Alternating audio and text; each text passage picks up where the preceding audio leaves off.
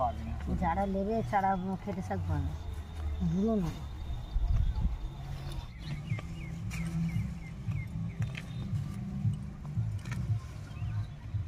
Handshake. Good boy, good good good.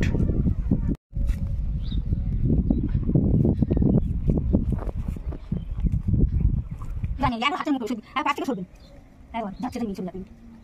ছেলে দিয়েছে কিরণ বললো শুনে হচ্ছে এই গাছায় বলতে পারবে। আমি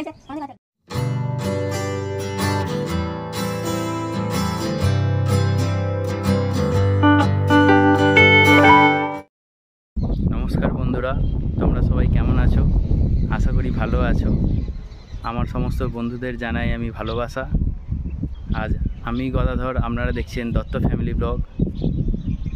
তো আজকে আমি তোমাদের দেখাবো আমার বাড়ির চারপাশটা, সেখানে কত ধরনের সবজি চাষ হয়, এবং এখানে একটি পুরাতন কালী মন্দির আছে যেটা আমরা পুরাতন আদ্যাপীঠ বলে থাকি। এবং এই আদ্যাপীঠেতে অনেকে পিকনিক করতেও যায়। শীতকালে এই আদ্যাপীঠের চারপাশে সকলে পিকনিক করে। এর পাশে একটা ছোট খালও আছে, যেটাকে নদীও বলে অনেকে। মা সারদা দেবী ওই নদীতে ছোটোবেলায় চান করতে যেতেন। তো আমার সঙ্গে থাকো আর ভিডিওটা পুরো দেখতে থাকো, কেমন ভিডিওটা হয়েছে এবং সকলে তোমরা কমেন্ট বক্সে অবশ্যই জানিও। চলো যাওয়া যাক।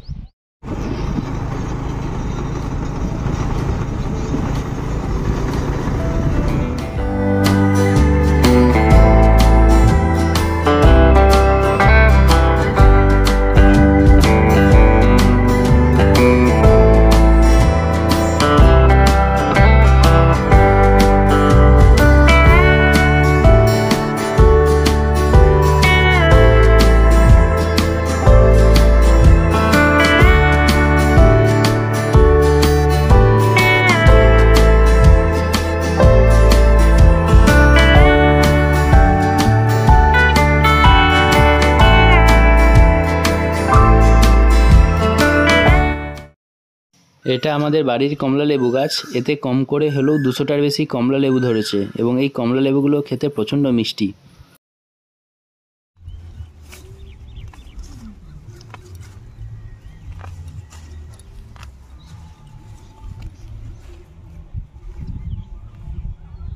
কাজ করবো বলো, তোমাকে এখানটা আবার টানতে হবে, খুলতে হবে।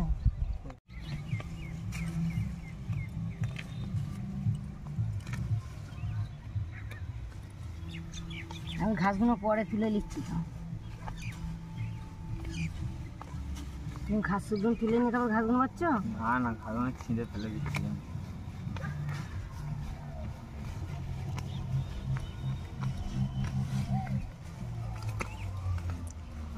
এটা কি শাক বাবা?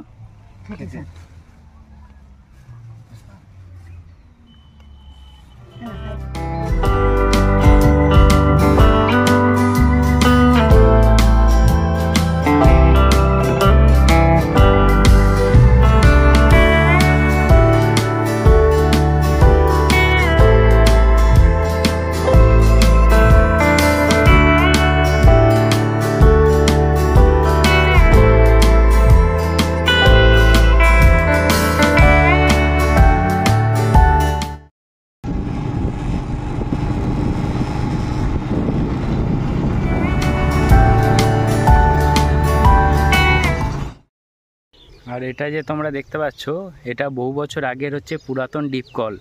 এখানে পুরাতন ডিপ কল ছিল, মানে মাটি থেকে জল উঠতো এবং সেই জল দিয়ে পুরো সমগ্র এলাকাটা চাষবাস হতো।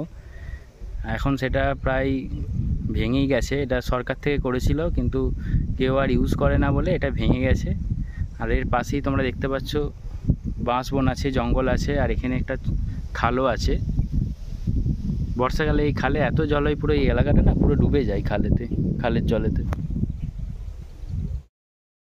আর একটু পরে এই জায়গাটা সন্ধে হয়ে গেলে এখানে শিয়ালে পুরো ভর্তি হয়ে যাবে।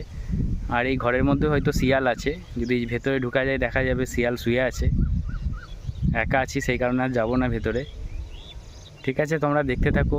এখানে যে আদ্যাপীঠ মা কালী মন্দির আছে তোমাদের আমি দেখাবো বলেছিলাম, সেটাও আমি তোমাদের দেখাবো। ঠিক আছে, যাওয়া যাক মন্দিরের দিকে।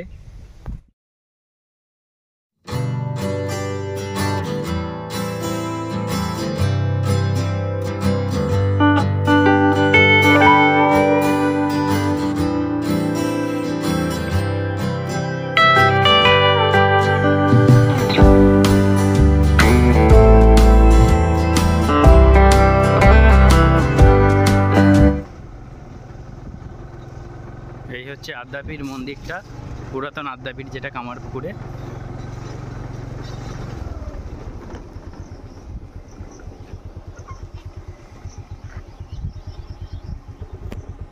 এখন এটা বন্ধ হয়ে গেছে, যেহেতু বিকাল হয়ে সন্ধে হতে চললো, তাই এটা বন্ধ হয়ে গেছে। সকালের দিকে এটা খোলা থাকে।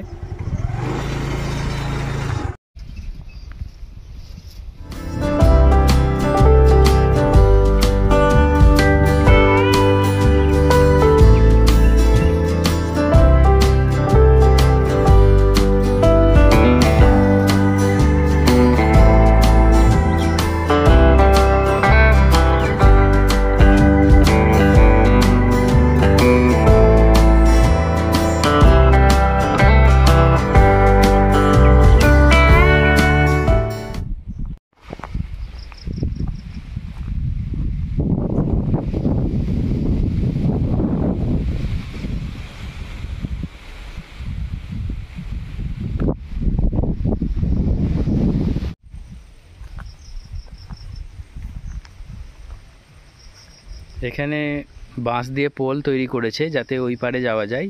আর এই হচ্ছে সেই আমোদর নদ, যেটা জয়রামবাটি শিওরের কাছ দিয়ে গেছে। আর এইখানেই, এই নদেতেই মা সারদা দেবী তার ভাই বোনেদের নিয়ে এসে চান করতেন, এবং এটাকে তিনি মা গঙ্গা মনে করতেন। মা গঙ্গা মনে করে এখানে তিনি চান করতে আসতেন। আর এই সেই আমোদর নদ। বর্ষাকালে এই জায়গাটা পুরোটা জলে ভর্তি হয়ে যায়, এত জলে ভর্তি হয়ে যায় যে এখানে সবাই এমনকি বান দেখতে আসে এই জায়গাগুলোতে।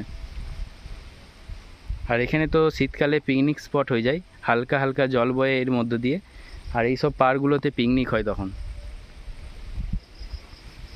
আমি এখন এসছি, এখন অনেকটা অন্ধকার হয়ে গেছে।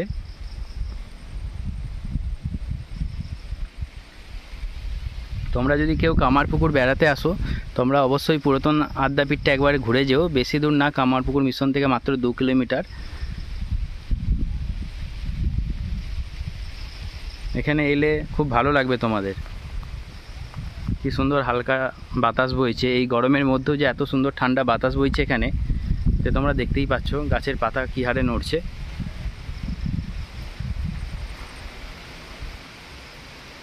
ছোটোবেলায় তো আমরা এখানে প্রচুর পিকনিক করেছি, এখনও মাঝে মধ্যে আসা হয়।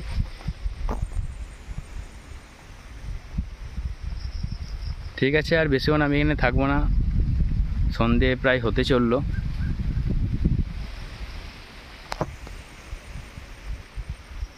আর এখানে জমিতে বিভিন্ন ধরনের ফসল তো চাষ হয়, তোমরা দেখতে পাবে এখানে যদি আসো।